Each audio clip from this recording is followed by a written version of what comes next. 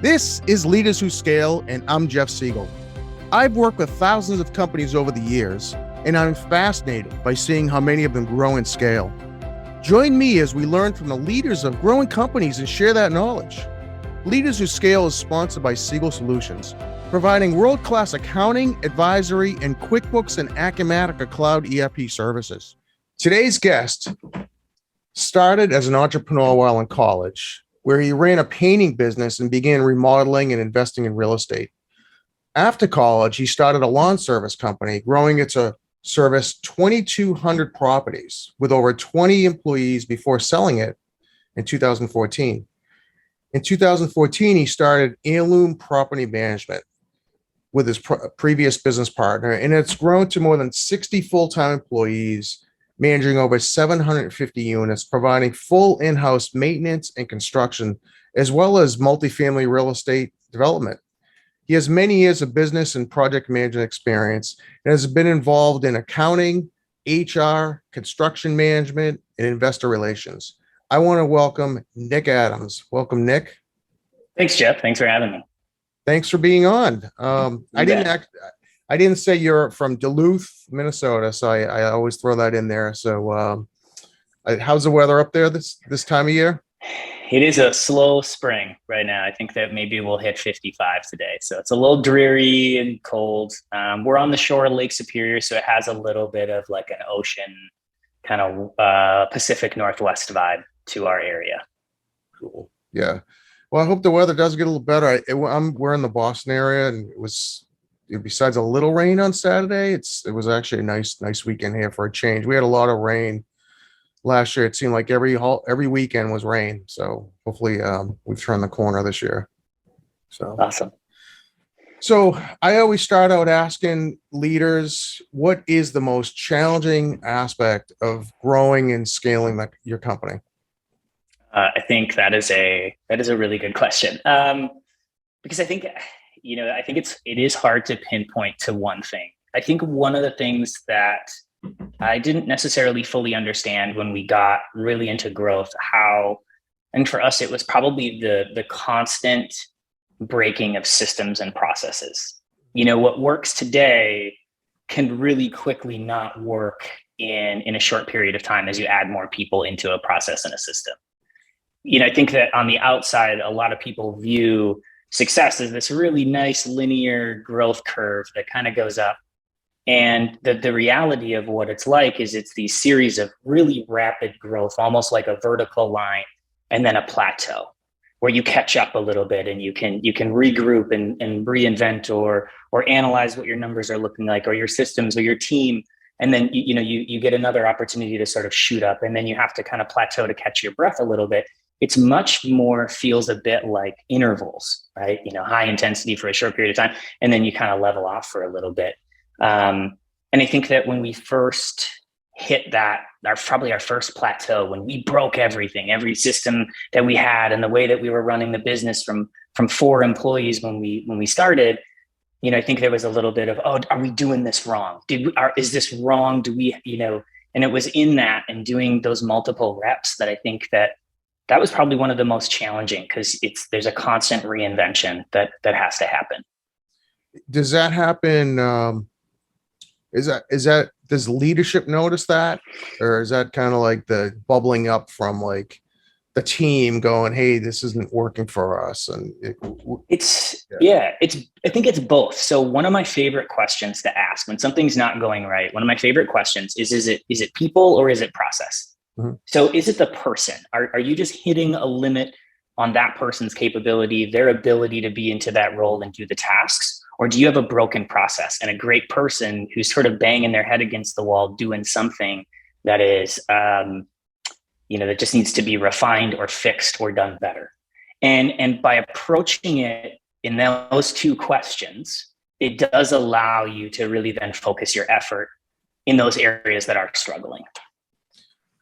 Do you notice, or have you noticed, talking about systems and people, that I don't know if you ever heard or read that book Predictable Success, but he talks about the stages of a company's growth and how at the very beginning, it's what he calls, I think, early stage. You're just kind of like struggling to get clients and cash and kind of move up to that next stage, which is the fun stage, which, hey, we got this stuff happening, we got clients, money's coming in, we're hiring people, and we're kind of actually having fun at this. And but the next stage, and I'm curious whether you feel these stages, was they call whitewater, where it's, oh, we need to get our systems in place because all of a sudden we're bringing in clients and things are fun, but we're missing, contracts aren't signed, or like, people aren't tracking their hours correctly, or, just systems aren't in place. And I'm curious, they talk about how you have to bring in different types of people at those stages, like a processor type of a person who's got a system background versus a visionary, which is probably like you and your business partner, who you've got some great vision for the future. Yeah. Yeah. I think it's a really interesting. I was kind of laughing as you were saying it, because you're right. There was the initial startup where you were figuring it out, and you're really kind of taking your idea, whether it's going to come to fruition or not, right? And you see these leads coming in, and you see revenue, and you see all of these things happening, and it's sort of affirmation of this idea that you had sort of in practice, and it is really fulfilling, and it's a lot of fun. And then you're right, there is this transition. There was a point in time for us, we took every property we could get our hands on. It didn't matter, right? You had units, you had rental properties, you wanted somebody to manage it, let's take them. Well, we ended up taking a lot of really difficult owners who didn't like to spend money on maintenance, didn't really care about tenant experience, didn't want to spend dollars on capital improvement. And so through that too, right? Yeah, there was definitely some whitewater in there when we were realizing, oh, we don't make great margin on those customers, and they take all of our time. And then when it came to staffing, so maybe 5 years ago, we signed up with a company, the company we used, doing personality assessments before we hired people. Mm-hmm. Because you're right. I think that if I was just left to my own devices, and in that whitewater is kind of what happened, both my partner and I, we hired people that were like us, that we liked.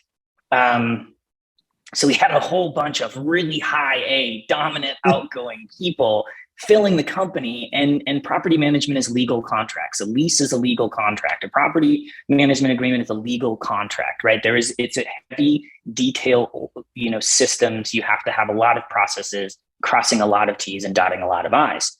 Well, that's not my strong suit. That's not my partner's strong suit. And so we ended up really in these spots where we had people who were fantastic people and I loved working with them, but they were in the wrong seats. And so it was through that turmoil that we ended up doing assessments for people before we hired them on. So before we even sit down for an interview, we can take a position and sort of target, okay, this is the type of person, or this is the personality profile of a person that's going to succeed in this role. And what happened in there is we got a lot better people in seats that were better suited for them. It's not that the other people, I say half of them have moved to other roles, other half did move on. And then the people we filled in are much more targeted to that role. Now in there, it was like that solved this problem. And then we had this other problem, because now all of a sudden I'm leading a team of really detail oriented people, who don't connect with vision and big picture. I can't just paint a picture and get them to start rowing with me, because I didn't answer all of their fundamental detail questions. I didn't help them solve the things that are barriers to them. So in there, as we got these great people, and then it became a bit of a mirror and a reflection on, oh, my leadership game has got to step up, because I'm going to have to lead people who fundamentally approach problems different than I do. And I've got to slow myself down. I've got to show up and be able to answer their questions. Otherwise, they're going to be uncomfortable and they're not going to be able to deliver their best work. And that was a really interesting moment as far as understanding that, yeah, we solved this one problem and kind of created another one.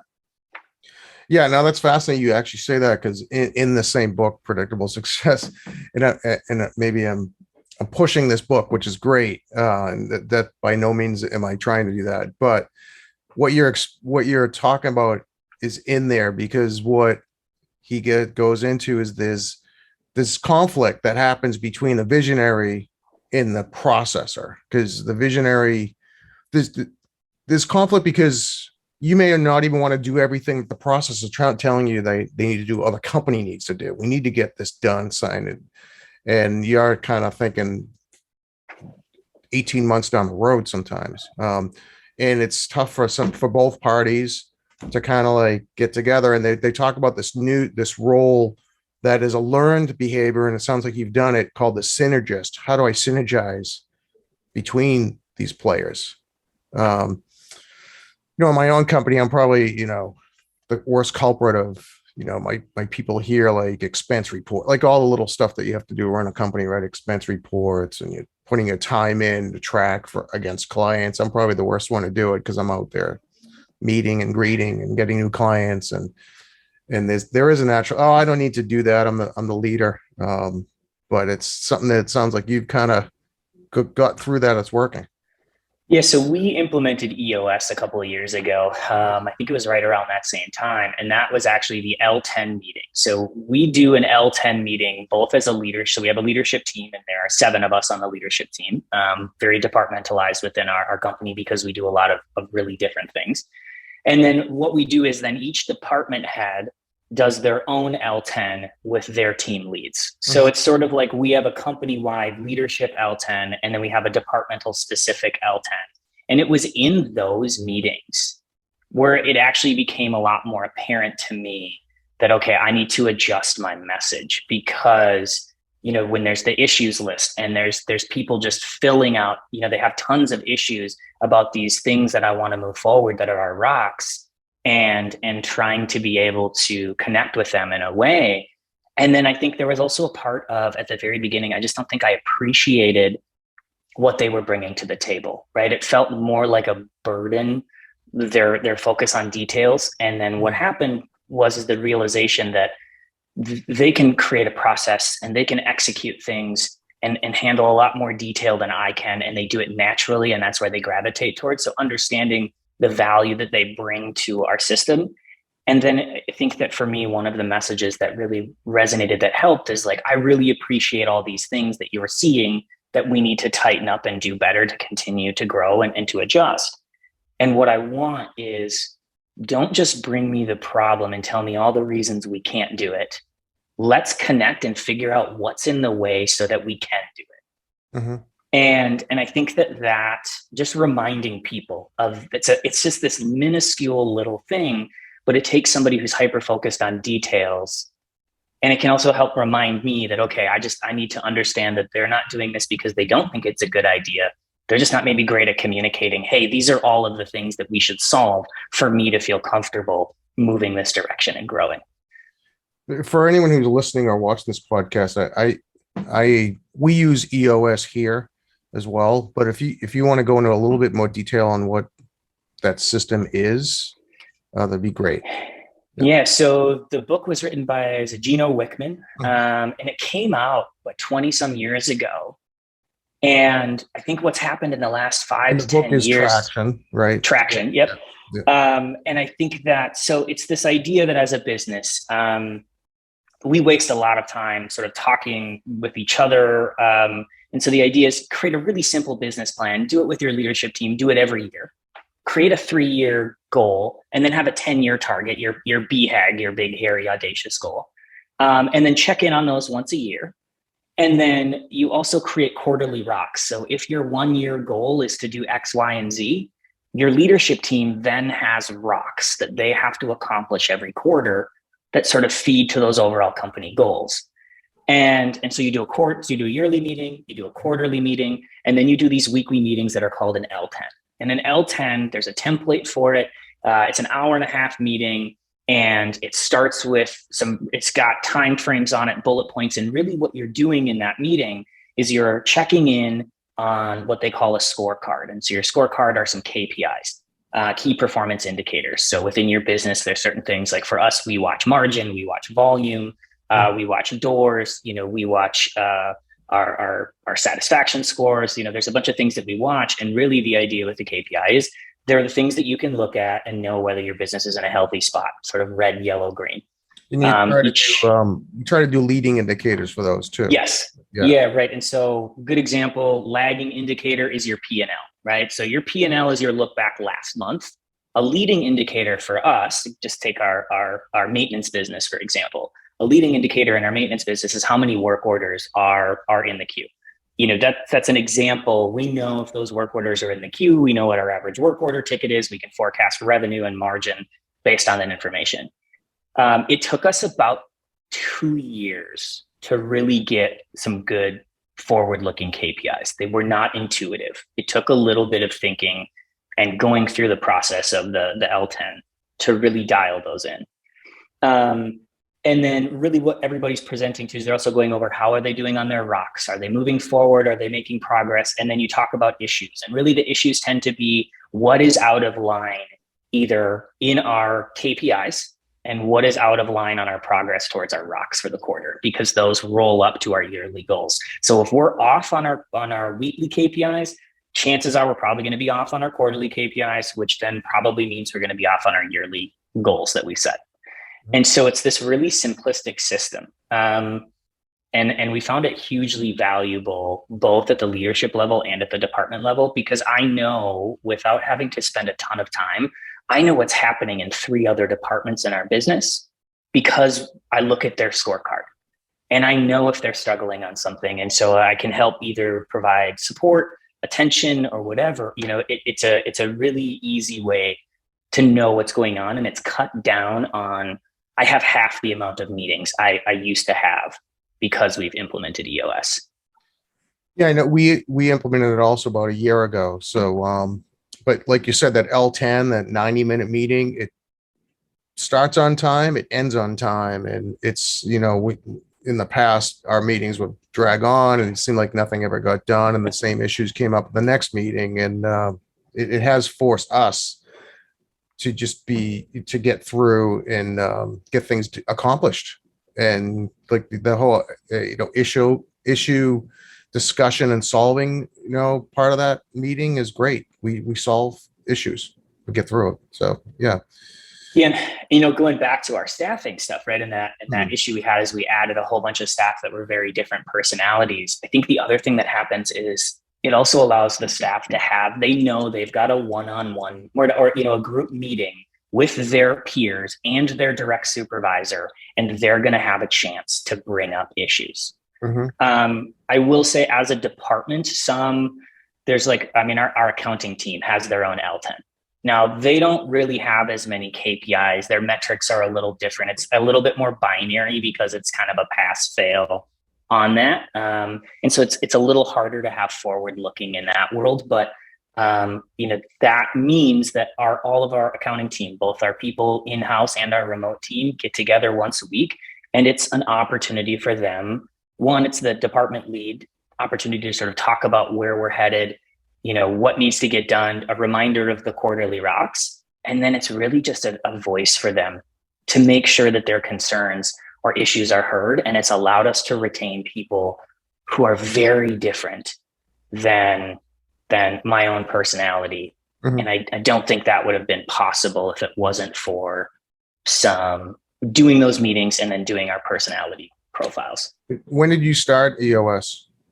So we would have started EOS in kind of time gets fuzzy between the pandemic. So I think it was 2018. Okay. End of 2018.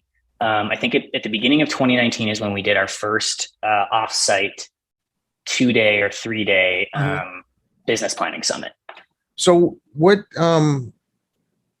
caused you to start EOS? That was about 2018. I think you started Heirloom around 14, 15 time frame.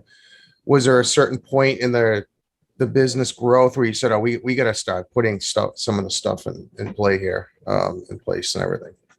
Yeah. So luckily, I will say one of the things that we do a lot of is we have 3 different mastermind groups we're a part of in our industry. 2 in our industry and 1 that's not. So other business owners, people running companies, We get together once a year and we basically present business plans, how things are going. You report on your previous years and the goals you set. We have two that are within our industry.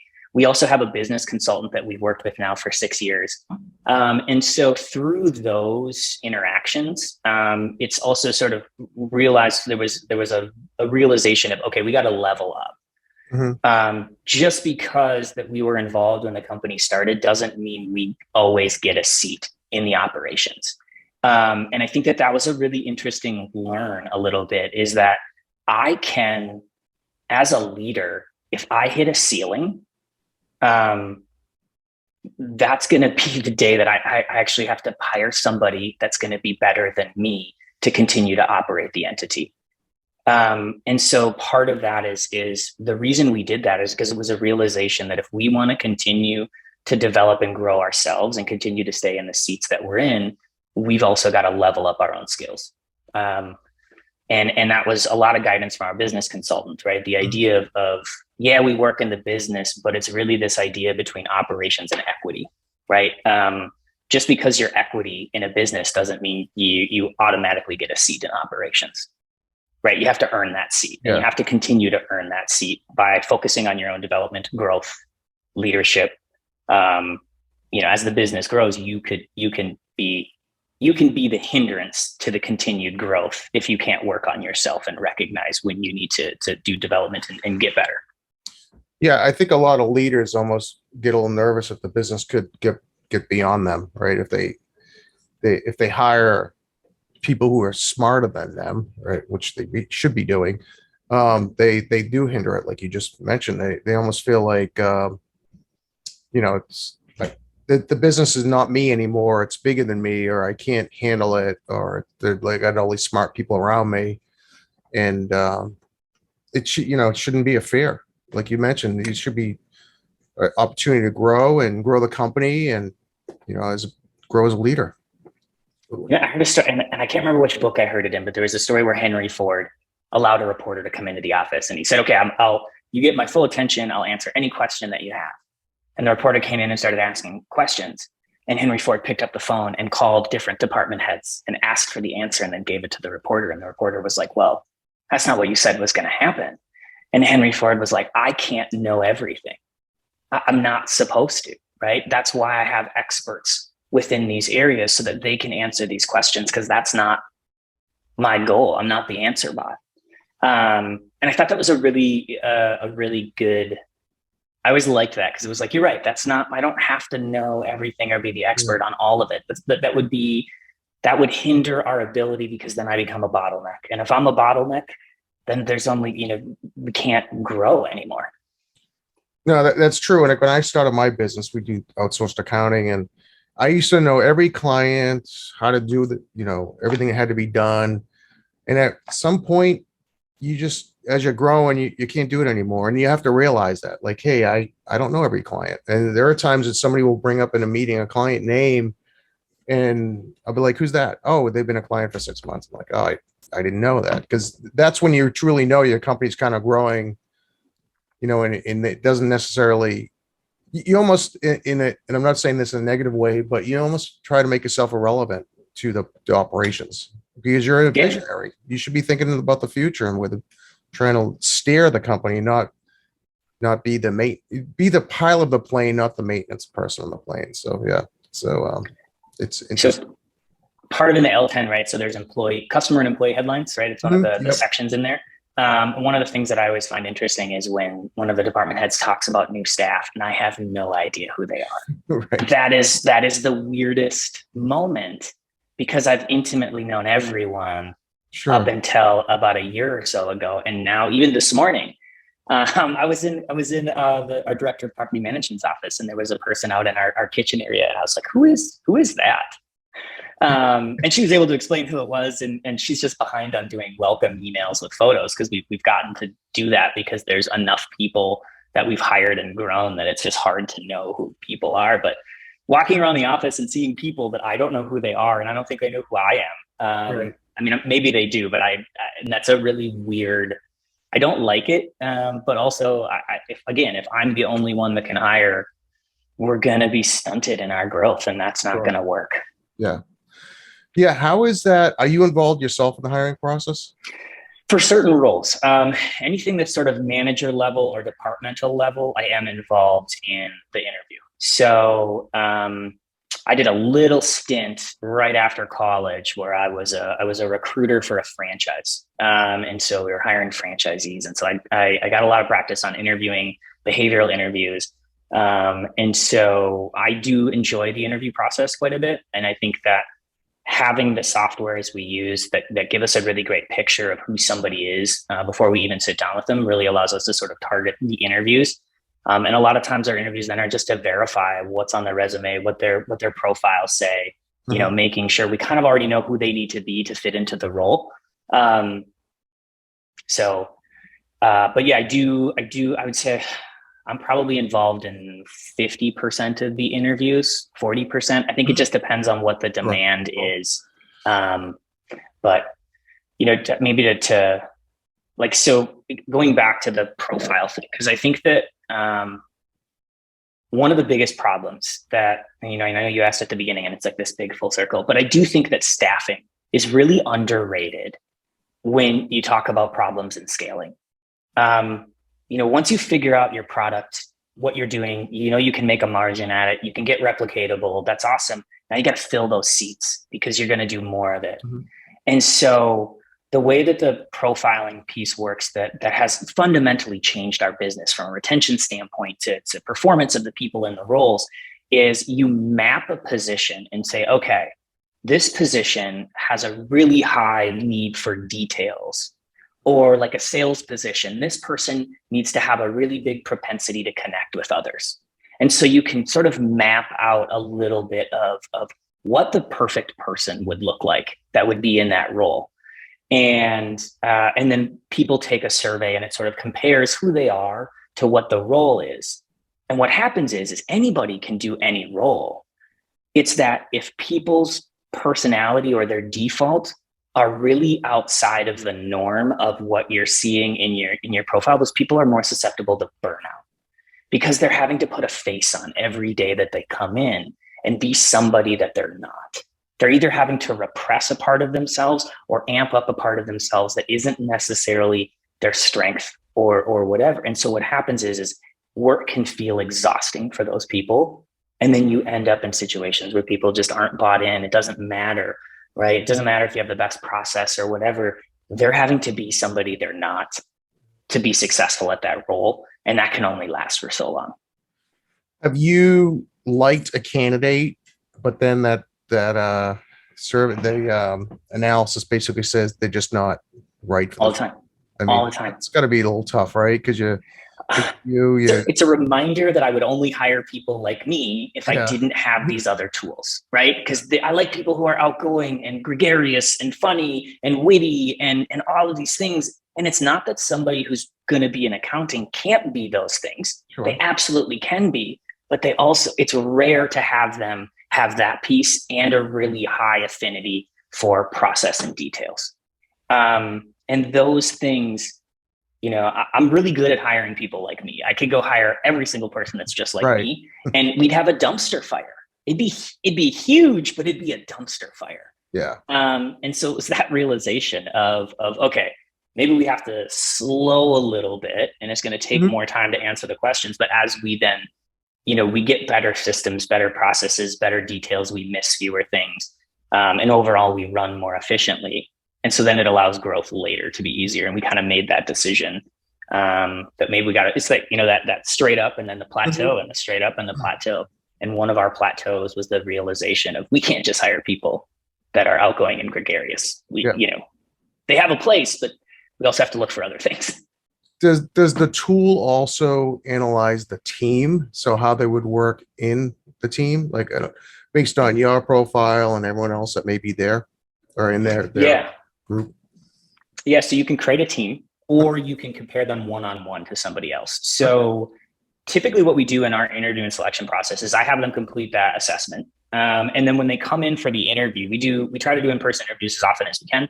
If we can't do an in-person interview, if they are coming in, I give them their results when they show up, and I have and I let them read that for 5 minutes, or I send it as a PDF of their results to them and ask them to read the details.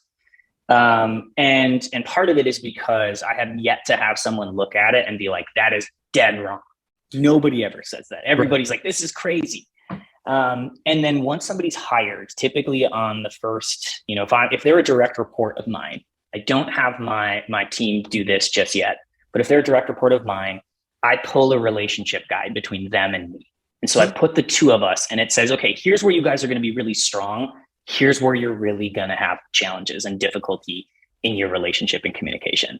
And I do that not because, we're absolving any issues, but it just sets the tone that, hey, we're going to bump into this stuff and we have to have really good dialogue, or it's going to be a problem because here's the areas where our personalities are going to conflict a little bit. Right. And that's been really helpful. And it's a good reminder, right? It's that, okay, I need to slow down a little bit. This person needs more information or more time to process. They'll come back and talk to me tomorrow. I can't just paint a pretty picture and have them jump on board today. Yeah. Yeah. I mean, it sounds like, I don't know if you put that out right out front when you go to hire somebody, but it sounds like going into the relationship, the working relationship, you both would know, or people would know how the other person receives information or gives information and how that's going to benefit or hurt the relationship at times. So yeah. And I give them my profile too. Cause I'm like, hey, here's me. And you read it and it's interesting is some of it's great, right? But what it really does a good job at is reminding you of blind spots. I always use I like the example of take somebody who's driven. Mm-hmm. They're going to get a ton of compliments about being really driven and being, man, you just like, you're on it. And you seem to work super hard. It's amazing. The blind spot, right? Our greatest strengths tend to be the areas that have our greatest blind spot. And I think somebody who's driven, if you look behind them, there's probably a chance there's a bunch of people that got pushed out of the way unintentionally, mm-hmm. right? But in that driving forward like a snowplow, they can push people out of the way or off to the side, and they can feel less heard. And so I think that what the profiling software that we use does a great job is it can highlight those areas. This idea of like, lean into your weaknesses, even in an interview, right? Like highlight your strengths, downplay your weaknesses. I'm opposite. Nope. Mm-mm. Tell me about what you're good at and tell me about what you struggle at. Because, the amount of energy it would take me to be a controller, right? A CFO. Mm-hmm. It would take so much work and energy for me to go and do that because I don't gravitate towards that level of details. And that's what you need. I could do it. I'm just going to have to expend so much energy to do it. And then there becomes the realization of what's going to be a better use of my time. Do I work on the things that I already have an innate ability to highlight those, recognize the blind spots that come with them, mm-hmm. And then find other people who are great at those other things, because that's going to be their inherent ability. It just might be the yin and the yang sort of a thing. Right. Has there been any times where you see somebody who comes in for a job position, takes the test, and they're like, no, they don't fit at all, but they're like off the charts for like, I don't know, sales or some other position, like, hey, this person doesn't fit the seat that they're coming in on looking at through whatever process we're using for recruiting, but they would be great in this seat over here. And why don't we talk to them about that? Does that ever happen? We do that all the time. Okay. All the time. Yeah. So I think that one of the things is by the time you need somebody for a role, it's already almost too late, right? You've already hit that threshold. And so we sort of have a mentality of always be recruiting, not hiring, but always be looking out for talented people, mm-hmm. because you might not need them today, but you might need them in a year or 18 months or 6 months, whatever it is. One of our project managers, I met him 4 years ago and tried to get him to come work with us 4 years ago, and he wasn't having it. 2 years ago, I heard through the grapevine that he was looking to make a move. And so I had already initiated interactions with him, already talked to him, and it was a really easy process to get him over, right? And because I had that relationship before, spent time talking with him, meeting with him, it made that, when we did need somebody, I didn't have to go on to Indeed and go try to find and sort through all of these different people. I already had somebody who was qualified, who I liked, who I was interested in. And that makes a world of difference on the stress level. And then if I can do that for the other members on the team and say, oh, you need this person? Well, here, I talked to this guy or this girl or this woman 6 months ago. Why don't you reach out to them? They were interested. They might still be interested. Mm-hmm. And that helps a lot. We don't always have a seat for somebody, but we always keep their contact information. If they're super strong, really well-versed, maybe it's not the role we need today, but we want to keep them. We want to keep in contact with them. Yeah. Your first comment about, you're almost hiring too late when you see a need. I mean, I see that too many times. Well, I'm not sure. I don't want to do it. I don't have the business yet, or I don't have whatever. And with us, we end up filling up the person's time with whatever, whether it's services or management, when we hire somebody even ahead of time. Like if we need somebody for accounting, we do obviously outsourced accounting. So we may not have the clients yet, but the minute we hire someone, it's almost like the universe says, okay, great, you have capacity. We're going to start sending you this. It's just, it's a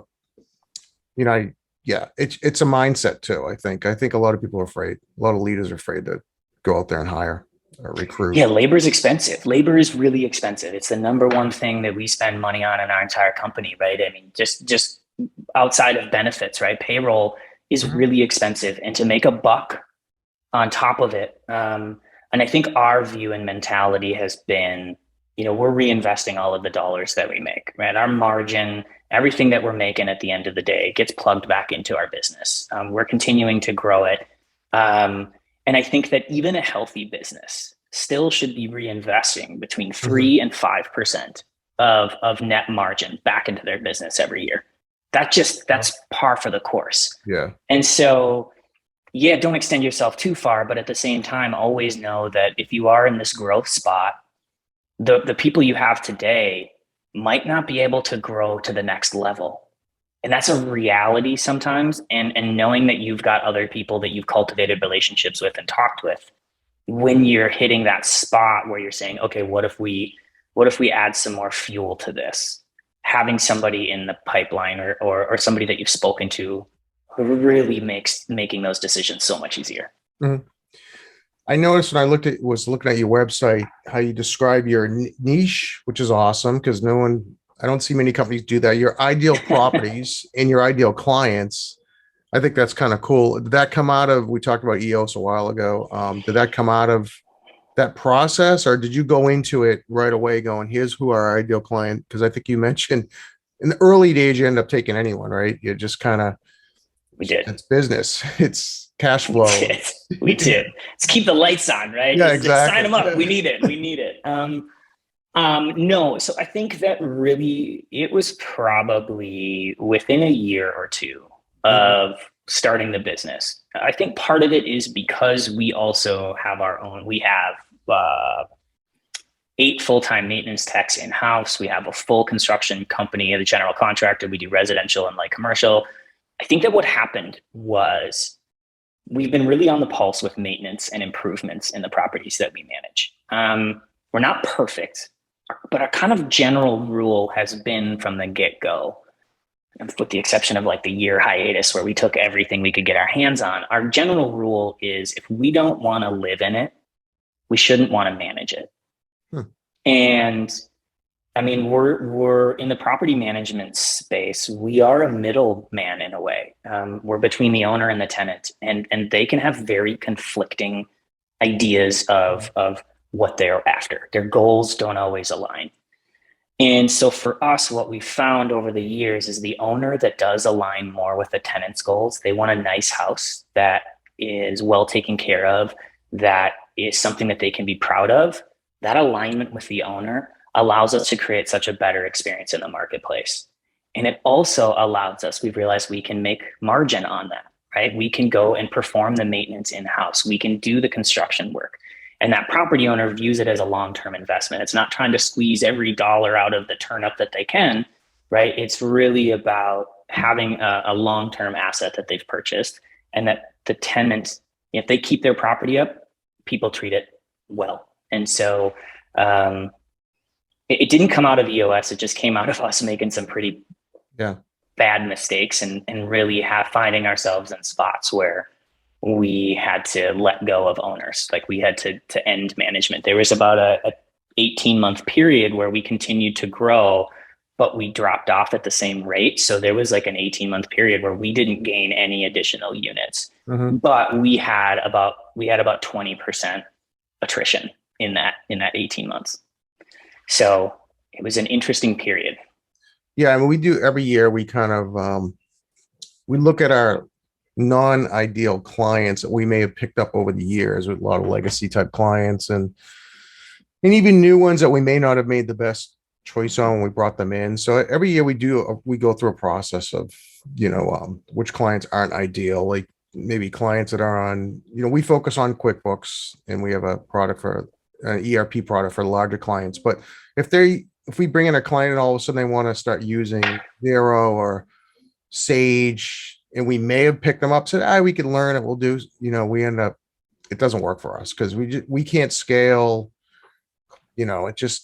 Training is always an issue. It's a different platform. So like you and your, tenant wants a great house, but owner just wants to spend minimal money just to keep it up. It just, it doesn't work. So I think, No. so yeah.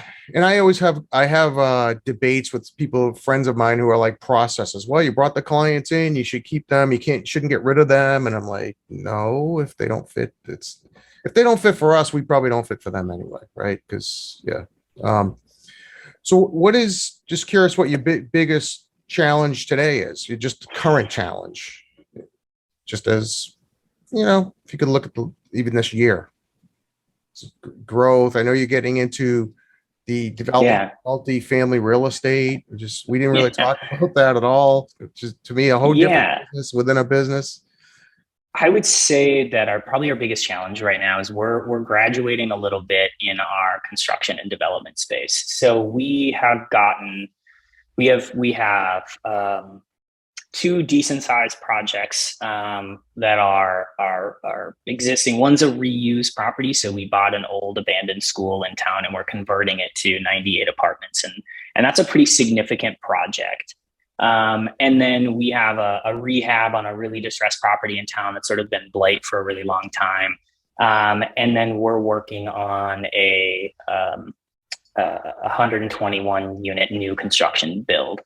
And so getting into that space is very different than residential construction. It is, we're learning an entirely new industry and an entire new way that we have to operate and run.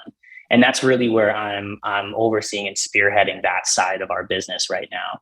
And so that's got different needs from our vendors, from our suppliers, from our staffing, even from software needs. I mean, there is a multitude of things that go in there. And then, that's all wrapped in the fact that now we have investor relations too, right? We have other people who have invested in these deals and properties with us, and they're looking for a return in there too. And so being able to, I think it's just we jokingly call it paying tuition, right? It's those moments in which you make a mistake and it costs real dollars. It's sort of, now that we've done this enough, we're going to pay some tuition. I don't know when, I don't know where it's going to be, but I know that sometime in the next 6 to 12 months, there's going to be a big tuition payment due. And I think that, it's exciting, it's fun, it's new, but there's also still, even doing this a lot, there's still that fear of what if this doesn't work, or there's still that, fear of failure. And I think that that's what keeps you humble, right? That's what keeps you learning and wanting to do better. But I would say the biggest challenge in the next 12 months, probably in my space, is definitely moving that side of our business forward and creating its own entity that's doing that on a regular basis. Yeah, I was going to say, because it's really a different entity, like you just mentioned. And I would actually almost be afraid that it would take away from my management end. But if you've got the right team in place, it shouldn't. So, yeah. Yeah. And I would say probably the biggest challenge on our more mature business, in our more mature departments, is really around getting better systems. we're actively looking at purchasing a few other property management companies out of our market and growing. So all of a sudden now we're going to, potentially also, in addition to sort of doing this development piece, we're also looking at going into other markets and purchasing existing businesses. And the only way that's going to work is if we can have a system and a framework that we can overlay on top of what they're doing. And so that's really the big driving force in our more mature side of the business is getting those systems processes tightened up, going with softwares that have automation integration, things that can help allow you to get through those details easier, and allow less headspace for the people having to make sure that they're crossing every T and dotting I's, having the solutions and software that help you do that. So that when we do expand into these other markets, we can I say fairly easily. I mean, it's not going to be easy, right? Again, there's going to be tuition payments due. But the tighter our system is, the easier that's going to be to onboard those additional businesses. Nice. No, it sounds like you've got a great future. Do you plan for an exit at some point, or is that even in your roadmap? Like, here's what we want to get to, and then whatever, No, I think we do that more on the development side, because that's kind of how that space works. Is there's always either a sale or and it's a 5 to 10 year exit. But I think on the overall operations of the business, I mean, I'm under 40, and so is my partner. So I think that I guess we haven't gotten that far. We're not there yet. It's still really fun. We're still pretty young in our career, it feels like, to be able to do these things. And so we do have some cool things in the works as far as with our staff doing, we encourage all of our staff to also buy rental properties and get into investment.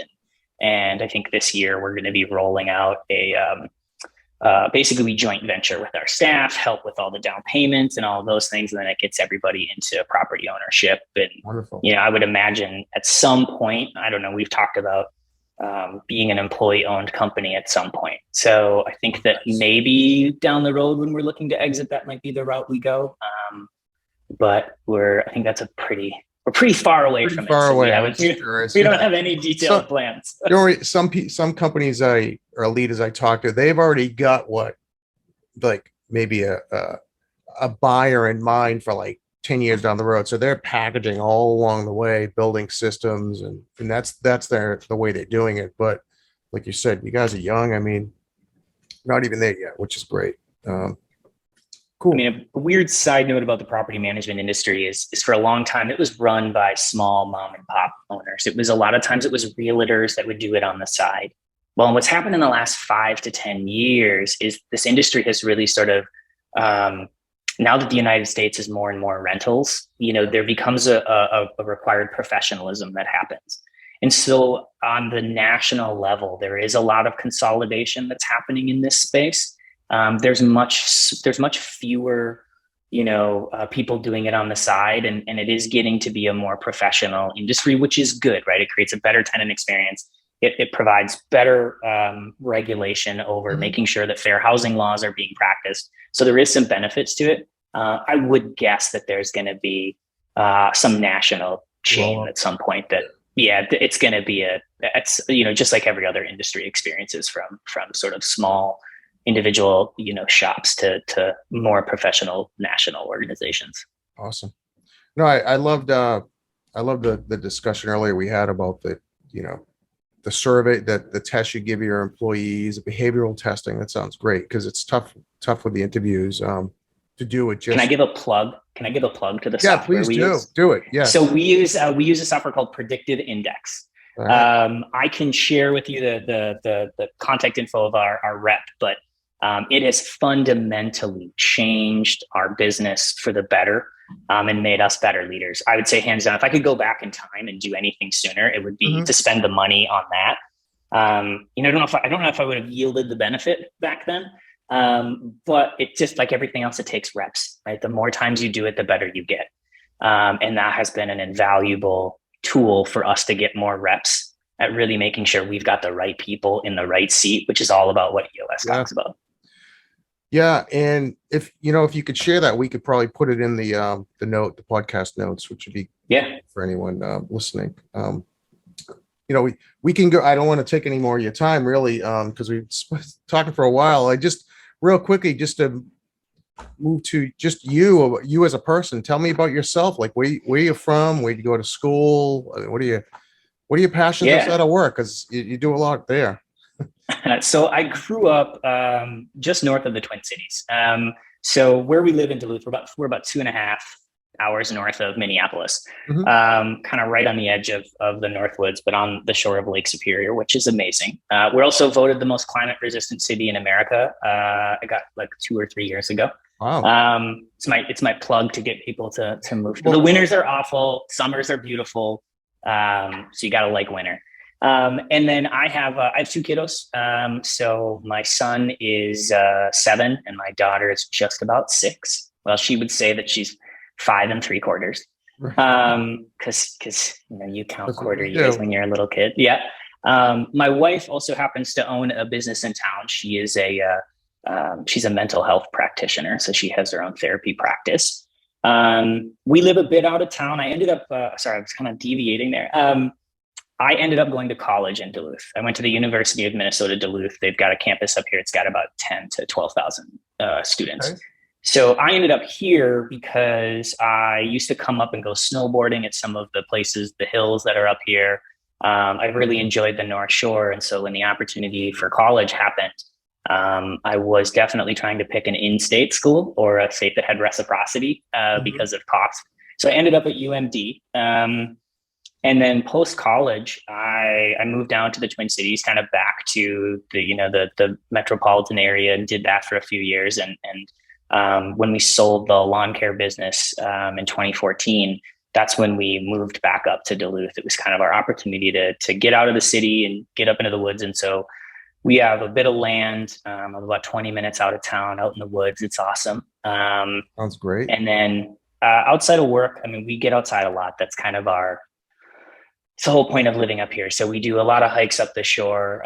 My kids do mountain biking with me. There's a big mountain bike area here in Duluth because we've got a 700-foot elevation between the lake and the top of the hill. So you've got some pretty decent mountain biking. Mhm. Um, and then snowshoeing, cross country skiing. You got to find winter activities up here, otherwise you'll go nuts. And then I also snowmobile quite a bit. Ah, So I can ride from my house to Canada and back in a day if I want to. I think there are Um, trails that go all the way to like Maine from that yeah, section. yeah, yeah. And we're about 3 hours from the UP. So it's not terribly far. I don't venture that way because we get enough great snow here that I haven't had to load up and go somewhere else. Um, and then I think I'm also an avid reader. So I find that the most beneficial thing that I can do, I heard a quote once that there's no problem that you have that somebody hasn't already had solved and written about. So if you're ever unsure what to do, go find a book. Hmm. So I do Audible and I read as much as I can, as much as my kids let me. What, They're what, at are the you, age now where they're starting to read, so we all get a what little are you time to reading read, now? which is great. What's your current book? I'm just curious. Yeah. What is it? Thinking Fast and Slow is Huh. what I'm reading right now. And then I just finished The Cultural Code by, is it I want to say Dan Doyle, but I'll probably get it wrong. Huh. And then The Infinite Game by Simon Sinek was Yeah. another most recent read. Nice. All good books.